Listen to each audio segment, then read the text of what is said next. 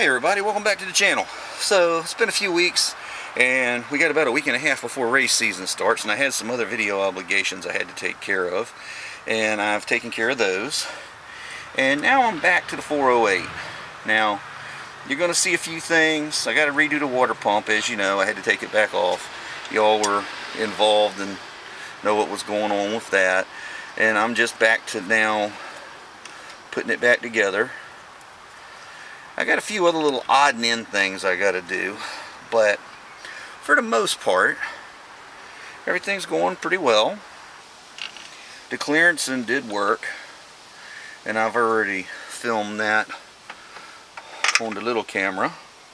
And one thing that's nice about this Permatex is it kind of stays soft. Okay, so I'm back to working on the 408, and as you recall, I had to clearance the water pump, and there's the gap that I made. Trying to get enough light on it here.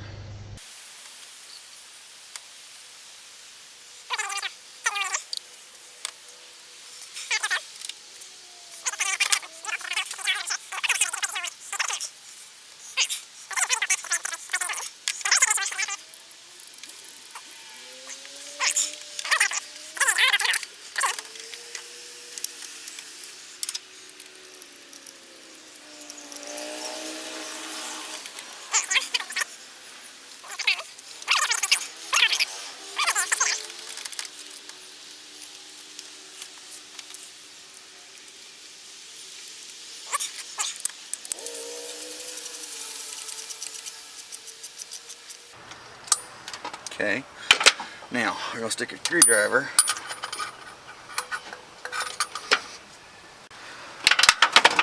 and that's going to hold it while we tighten up the bolts.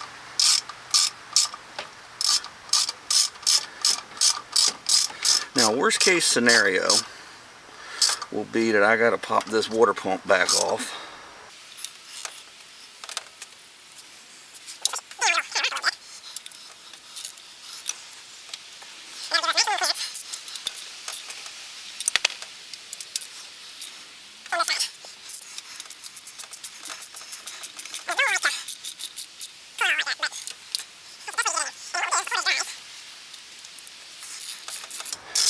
Before everything dries, is I'll run in, roll up under there and double check to make sure that we still have a full thickness of that screwdriver. Well, most of the thickness of that screwdriver blade, it's taper off of the balancer. Let's see. So I got enough room to stick this screwdriver through. I could actually stand to clearance it a little bit more right there, but this will work. So that's what all that shaving was about, was to get this clearance right here, to get this lip up off the balancer. Now, I just got really lucky. This unscrewed. God knows how long it's been in that manifold, but it did unscrew. And this is for a cheap mechanical gauge, and what I usually run is these nice, tend to run autometer electrics for water temperature. So I got this little sending unit with this little adapter on it.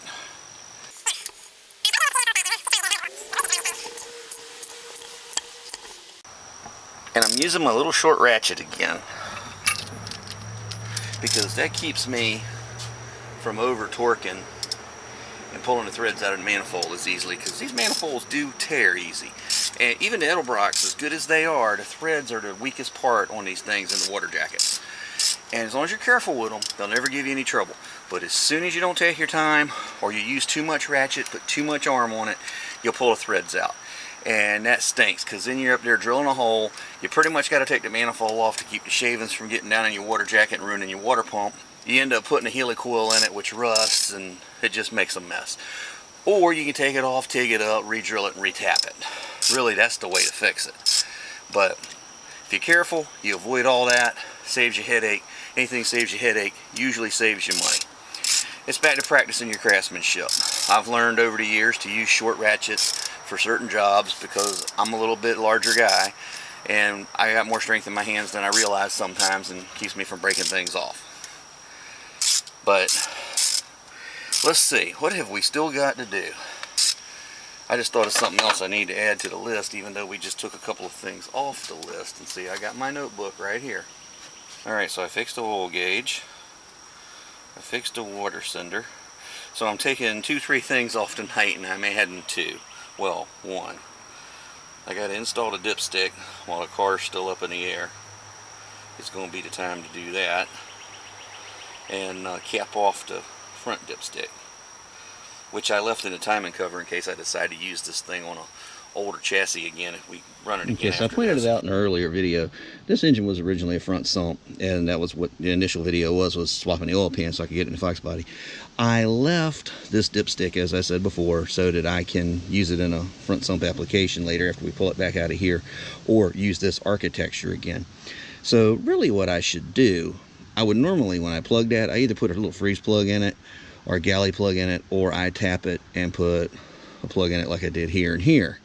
But I don't want to mess this tube up because I got the dipstick and all that goes to it. So what I'm going to try doing for right now, and we'll see if this thing's got any crankcase pressure, and this will also help us look for that. I'm just going to cap it off. If it blows the cap off, then I know it's getting a little too much crankcase pressure, and maybe we'll look at putting a vacuum pump on it. But for right now, that one's too loose. This one's probably going to be too tight. Too tight's probably what we want for this.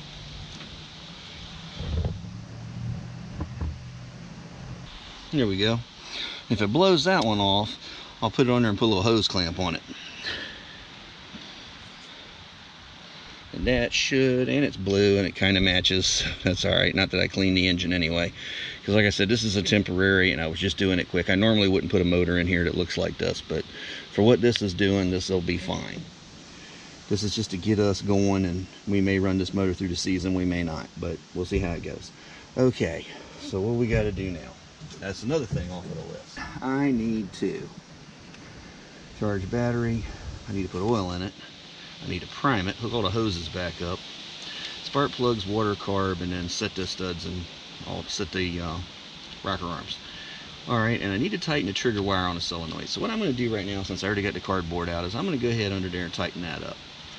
And then we'll start doing some more just finishing up on top.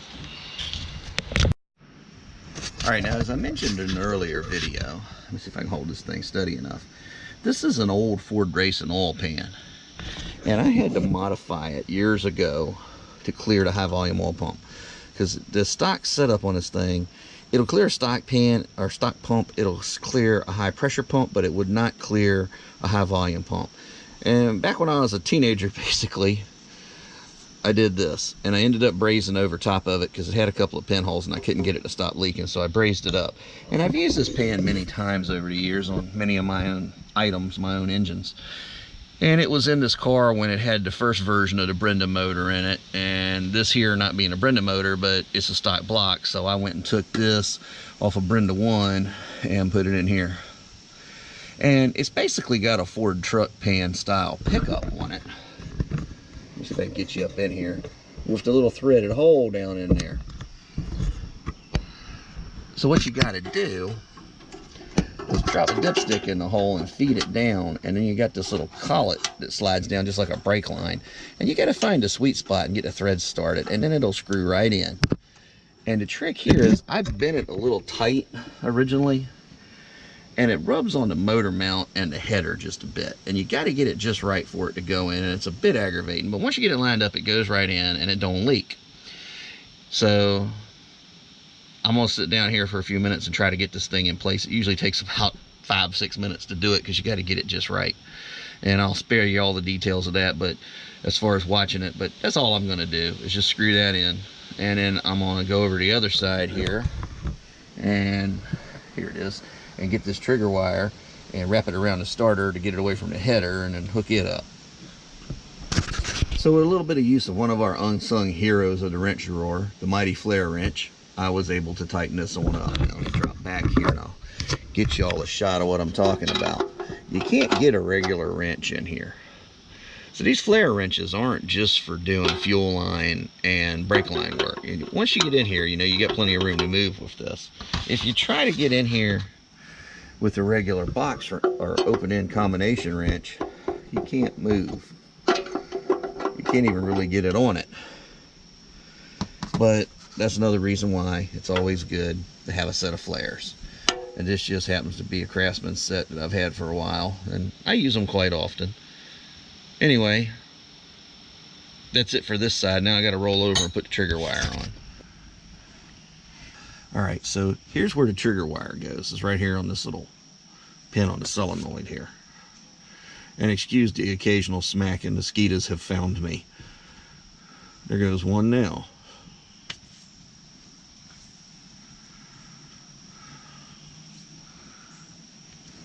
And these are hungry springtime mosquitoes, so they don't care that you got skeeter spray on. Alright, now the trick is to get this where the header won't get it. So what I've been doing is wrapping it around the starter and coming up from underneath here. This way it can't move when you launch and such. And you see, it's pretty far away. So unless the starter gets hot, you're not going to have another melt problem. That's what happened here. It fell over against the header. It runs across the back of the block. It comes down at the back of the bell housing, drops down behind the starter, and then comes around. And with the small starter on here, it's pretty easy to get into here to do things, except for this one little thing right here that we're doing now, and that's putting the bolt back in, or putting the nut back on. And that tends to be a little bit aggravating. If I can get in the right place and my arm hasn't gotten too fat, I can get two hands up in here. With my Canton pan, this is hard to do because it fills up more to spacing.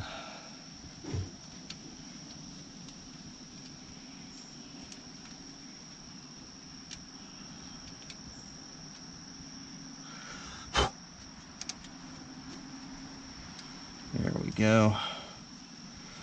And of course, I didn't bring a little wrench with me that goes there, but that's not a big deal. I'll get that when I go back over to the shop.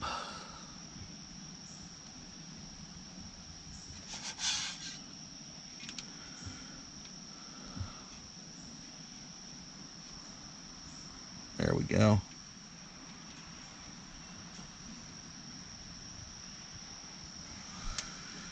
All right. Now everything is in the bottom. I need to tighten the set screw on the rack. I'm going to go ahead and do that now because that's not one of those things you want to forget to do. And then we're all ready to go on the bottom.